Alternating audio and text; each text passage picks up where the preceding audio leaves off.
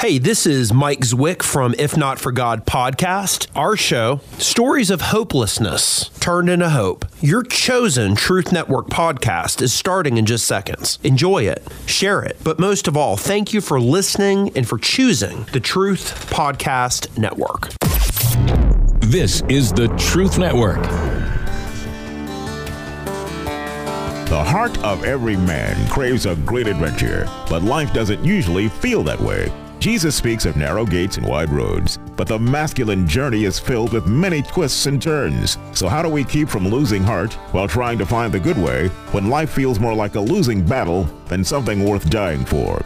Grab your gear and come on a quest with your band of brothers who will serve as the guides in what we call the masculine journey. The masculine journey starts here now. Welcome to Masculine Journey. We are very glad you're with us this week, and we have an amazing topic. It's one that I'm sure that all of us can relate to. You don't know yet because you don't know what it is, but Danny's about ready to tell us the topic. So, Danny, this is your topic this week. Why don't you tell us a little bit about it? We're calling it Truth or Snare. Well, you are. Well, I am. Yeah, I don't think y'all are fully committed to this topic. I really don't. Yeah. But maybe you got ensnared in it or something. I don't know. But it kind of come out of something we were talking about last week. We were talking about words in the nursery rhyme. Sticks and stones may break my bones, but words will never hurt me. Well, words are the most hurtful thing there are. And, you take a little bit of truth mixed with some deception, and you end up ensnared in all sorts of different things. And that's kind of where that was birthed out of. I was reading where Abram, he had a promise that God promised him, and with a little deception, he got into this whole ordeal with his wife, and to save his own skin, and just kind of a lack of faith, because God had promised him they were going somewhere, and obviously he had to be alive to do that. But sometimes our lack of faith can deceive us, and even though we know there's truth in our life, that we can end up ensnared in different things. So that's kind of what we were talking about. And we don't have to look back too far. I don't, to see scenarios where I've either created a deception or created a pose or something that misled me down the wrong path. And there's various ways we could go with this topic. So sounds good. And we have the first clip, right? Yeah, I do, because it just makes sense. It does make sense. Yeah. So as somebody says around here a lot. The clip is from the Andy Griffith Show, which I know is a big shocker. But and it's I don't remember the name of the episode, but Floyd the barber has engaged in this Lonely Hearts Club letter writing to this lady, and he has built himself up to be something that he's not, a millionaire instead of just a local barber, and with all this entrepreneur stuff, and he dyed his hair and took a picture, and he's done all this, and they've been corresponding, and she's telling him all the stuff she's got, a couple of houses and all this kind of stuff. And where we pick up the scene is where he has gotten a letter from her that she's coming to town, and he is in panic mode because she's going to discover that has deceived her. And Andy's trying to walk him through the thing, and Floyd's trying to pack and go to Tennessee. So he's getting out of Dodge. But yeah, that's the exchange, and you just kind of see how it has progressed. So, well, here we go. Who's Madeline Grayson? What's that got to do with Floyd Lawson Enterprises? Well, it's a story that just makes me want to blush. Floyd! All right, here it is. I might as well tell you. I belong to a Lonely Hearts Correspondence Club. Now, for some time now, I've been corresponding with a Mrs.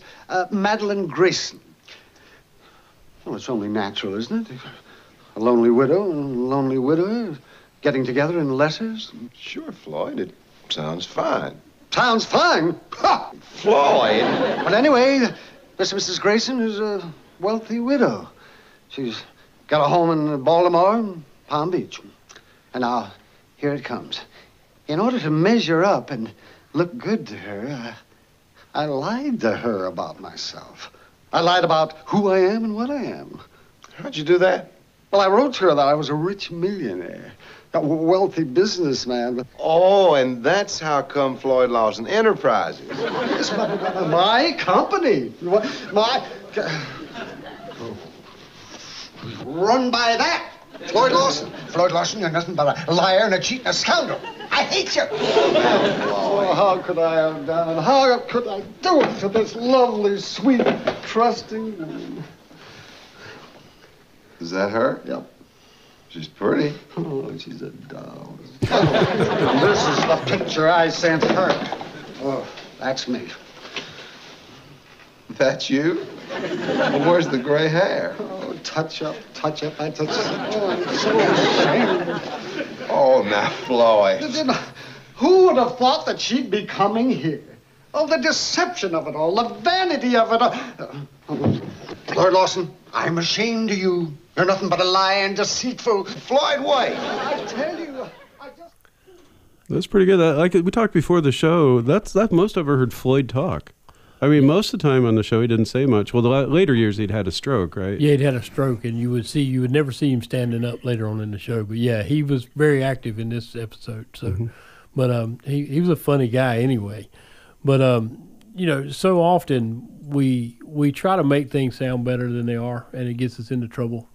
I was thinking about doing the job that I do with tech support. Doesn't take long to figure out the guy on the other end doesn't know what he's doing, but he wants you to think he does. But when you're playing with electricity, it doesn't take long. He's got himself in a snare and go, okay, no, I didn't do that. And I've done that too many times in my life. And I was thinking about, I took a job years ago as a plumber's helper, and in a town. Is that like a plunger? Yeah, it actually was, yeah. It was the funniest hat I ever had to wear.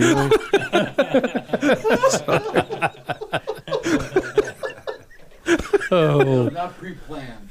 That was not. No. Okay, where was I? Oh, you're plumber's helper. I'll see y'all next week. Plumber's helper. There we go. Plumber's helper. But that's a beautiful shade of red, Dan. Almost plunger colored. Oh, goodness. But they asked me to go to a hardware store, and I pretended like I knew where I was going. And I thought I did. And come back about an hour later, I couldn't find it. It was like 5 minutes down the road. I said, I really don't know what I'm doing here. I don't know where I'm at. But, just little stuff like that. Because out of a lack of faith or lack of just, being honest, no, I don't know where that is, because what will you think of me if I don't know where the hardware store is? Well, it doesn't matter. If you don't know where it's at, you don't know where it's at. Yeah, but, fear of man.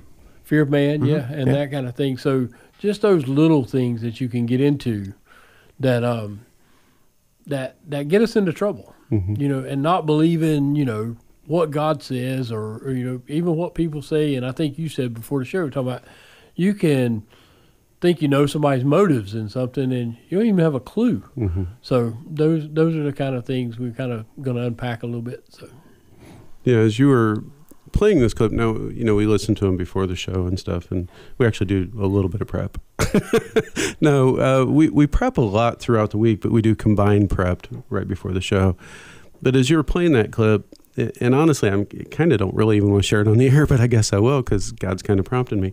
But there was a season of my life when I was doing online dating, and I can't say that I was ever, honestly, I could say I don't think I was ever untruthful. But I always had the best part of me face forward. It to the point where I had a few dates. I mean, kind of went out with whoever I wanted to at the time, and I don't mean that arrogantly. It's just I had a way of communicating that I knew worked, right? And everything I said or did was me, but it was the best part of me that I can't be all the time. And that's what I was throwing out there, if this is who I am all the time, if that makes sense. And couldn't figure out why people would get their heart broke or get disappointed when the real me would show up, and it became this part of, God, that is me, and I want to be able to be that person, but I want to be that person for the right person, right? And only the right person is who I want to be that for. And I want them to be able to see all sides of me. Because if they don't love me for all sides of me, what's it really matter if they love me for this side or for this side? Because eventually, if we're together, they're going to see all sides of me, right? And it really changed my online dating to the point I just didn't do it anymore. It's just like because that's all it is you're putting the best version of me out there. They started making you put pictures on the profile. Oh yeah, I had to use my picture. Yeah, that was it. That was a change, but you know, and I was at the time. I was, when it comes down to it, I was misleading, because that's not who I am all the time. Yeah, I am that way sometimes, but I made it out kind of to be. And I don't know if that's making sense as we're talking, but it was very much a deceptive kind of thing. It wasn't intentional. But it felt like it was a good idea at the time, and it was a horrible idea because I left some carnage in the wake. I think maybe you and I are the only ones that have ever online dated. And that time that our profiles matched each other, that was a little bit embarrassing. It was weird, but we had a good date. Yeah. Anyway. I was wondering how y'all met. Seriously, that makes 100% sense, right? Mm-hmm. Because you are trying to put your best foot forward. Your mom can help you with that, though. In my case, when I was online dating and stuff, I was on eHarmony, and I ended up in Colorado with my mom and my sisters in a hotel room because my dad was sick. And, you know, when 3 girls in your family get together and they know you're online dating, they want to see who are you, you know, meeting. And so they said, you know, can we look at your profile? You know, can we see the ladies that you've been matched up with? And blah, blah, blah. Yeah. And so... You know, my mom like, yeah, go ahead, Mom. And so my sisters are, you know, moving through the laptop, and my mom's like, oh, she's beautiful. Oh, she's lovely, Darren. Oh, what does she do? Oh, she's a lawyer. Oh, a nurse. Oh, she's gorgeous. And then after about 6 or 7, she said, have they seen a picture of you? I was like... Well, yes, Mom, but I'm a communicator. That counts for something. Yeah. So you said you knew how to communicate. Right. Well, unfortunately or fortunately, when you walk in this message very long, you do learn how to be a better communicator, right? Especially with people that may be more vulnerable to you than others. Yeah, and being, you know, in the boot camps and being in the message and talking about the heart of a woman a lot, you know, you tend to understand it differently, right? And it does help you communicate a little better, right? But then I realized that what I was doing was manipulation. It was not intentional when I started out, but at the end of the day, it became that, you know, and God convicted me of that, you know, and I actually spoke about it at one of the boot camps, you know, that, okay, it was an ugly look in the mirror. You know, at the time of, this is not the guy I want to be. Yeah, this is the poser talk. Yeah. This is deception. This is manipulation. This is what it is when you finally get down to the brass tacks of things. It's like, well, that's what you're doing. Whether you really intended it or not, you're harming, and you have to really look yourself in the mirror and say, okay, where am I going to start walking back out of this and being honest? Yeah, walking the full truth. Mm-hmm. Yeah. Well, we do have a boot camp coming up, but we have several things to talk about after the break. We have our boot camp, which we know now, whether it's an advanced or a basic, but you're going to have to wait to know. And we have an entrenchment coming up, and we have another boot camp Darren's going to tell us about. Talk to you after the break. What we have at our boot camp is something that makes you stronger and gives you the strength to go on your regular walk with God. It's something that will make you be bigger than you were when you got there. What brings you here this weekend? So I met Robbie, and he invited me to come to the boot camp, and there was just so many doors that were closed before I was able to come here, but God allowed these things to happen. And I said, you know, God, I'm gonna ultimately acknowledge what's going on for all these doors to be open for me to come to this camp. I just want to seek you. So throughout that time, since I've been here, you know, just the illumination of God speaking to me through my heart and through my mind and through my soul is just, it's went to a whole nother level since I've been here at the boot camp. The covenant of silence after the talks and being able to go out and just submit myself to being able to hear from God and what we've been working on, and it's just been transparent in my life. The level of the sanctification process, the discipleship process, and coming here, I feel like this is exactly where I'm supposed to be. Register today at masculinejourney.org. Tell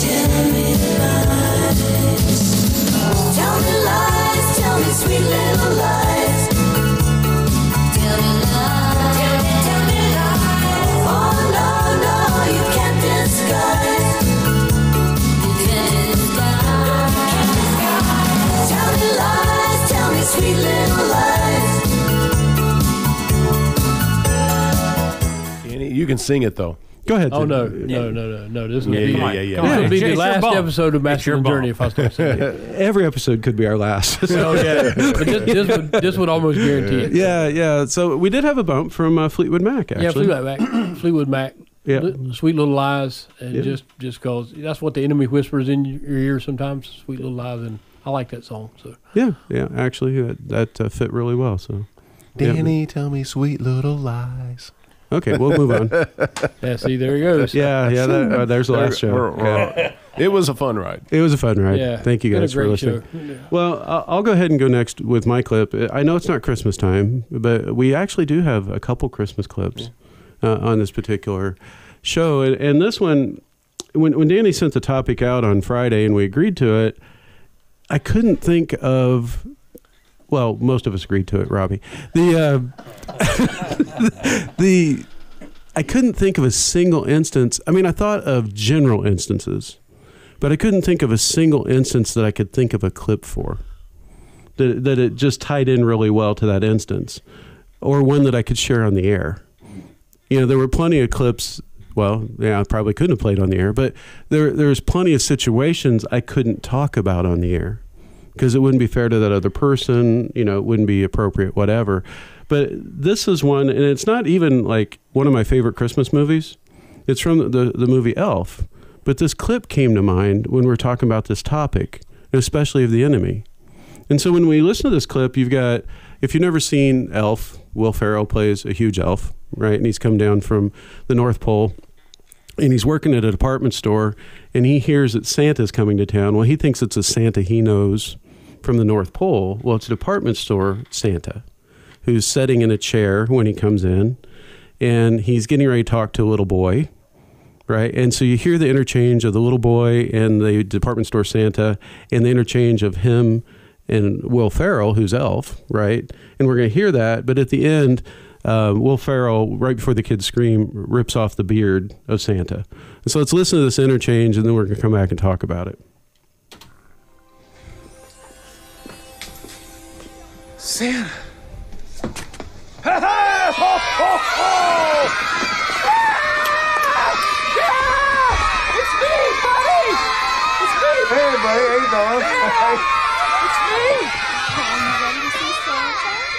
Who the heck are you? What are you talking about? I'm Santa Claus. No, you're not. Why, of course I am. Well, if you're Santa, what song did I sing for you on your birthday this year? Happy birthday, of course. So, how old are you, son? 4. You're a big boy. What's your name? Paul. And what can I Paul. get you for Christmas? Don't tell him what you want. He's a liar. Let the kid talk. You disgust me. How can you live with yourself? Just cool it, Zippy. You sit on a throne of lies. Look, I'm not kidding. You're a fake. I'm a fake? Yes. How'd you like to be dead? Huh? No, he's kidding. You stink. I think you're gonna have a good Christmas, all right? You smell like beef and cheese. You don't smell like Santa. Okay, good.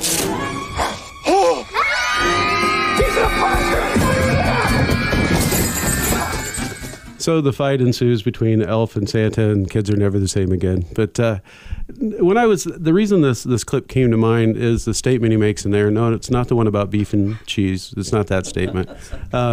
What's up? It says beef and cheddar. It's the cheese, is it not? It is. Okay. So anyway, you're right. It's beef and cheddar. But it was you sat on a throne of lies, because that's who our enemy is. He literally sits on a throne of lies. I mean, Scripture calls him the accuser of the brethren, the father of lies, right? I mean, he's the originator of lies. Okay, and so he's good at it, you know. And so that's the one that came to mind, because what came to mind for me, even though I thought of several situations where I didn't handle it well, or I chased after the half-truth, or even a full truth that I didn't fully understand, right? Because we don't always see all sides of that truth. Okay, you only see your version of the truth. You know, and so where he had trapped me in these, and then the lies came pouring on top of it, right? You're really going to let this happen to you again? Are you going to fall for that? Are you going to be the idiot? Are you going to this? Are you going to be that? Just fill in the blank.